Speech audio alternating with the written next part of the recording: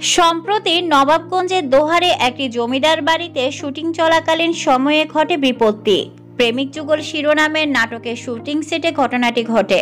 সেখানে সাংবাদিক পরিচয়ধারী এক যুবক অভিনেত্রী তাসনুবা তিশা ও সহশিল্পীদের আপত্তিকর ভিডিও লুকিয়ে ধারণ করেন।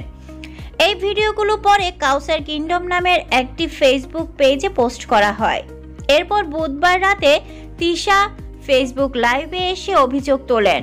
তবে তার কিছুক্ষণ আগে একটি পোস্টে ওই যুবকের ছবি সহ কাউসার কিংডম নামক পেজের স্ক্রিনশট শেয়ার করে তিনি তার পরিচয় জানতে চান। পোস্টে তিনি লিখেন, দয়া করে কেউ এই লোকটাকে চিনে থাকলে তার বিস্তারিত জানান।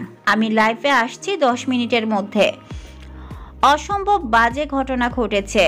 ঠিক 10 মিনিটের মধ্যে লাইভে এসে তিশা জানান, শুটিং সেটে ওই যুবক লুকিয়ে তাদের আপত্তিকর ভিডিও ধারণ করেছে এবং তার সামাজিক মাধ্যমে পোস্ট করেছে।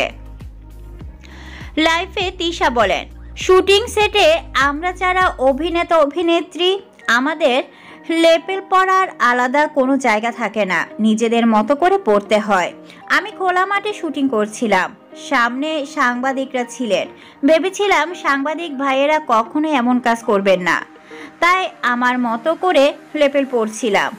সেই ভিডিও সে ধারণ করে কাউসার কিংডম নামের এক পেজে আপলোড করেন।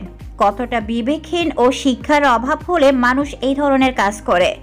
এই ধরনের কিছু ব্যক্তি আছেন যারা নিজেদের সাংবাদিক বলে দাবি করেন, কিন্তু তারা আসলেই সাংবাদিক নয়। একজন অভিনেত্রী হিসাবে আমি এই লোকের বিরুদ্ধে অবশ্যই অ্যাকশন নেব। তিনি কোনো শুটিং স্পটের আশেপাশে যেন কখনোই না আসেন। তাকে বয়কট করা উচিত। এই সময় তিশা সাংবাদিকদের সহায়তা কামনা করেন যাতে এই ব্যক্তিকে মিডিয়া বা শুটিং স্পট থেকে বয়কট করা হয়।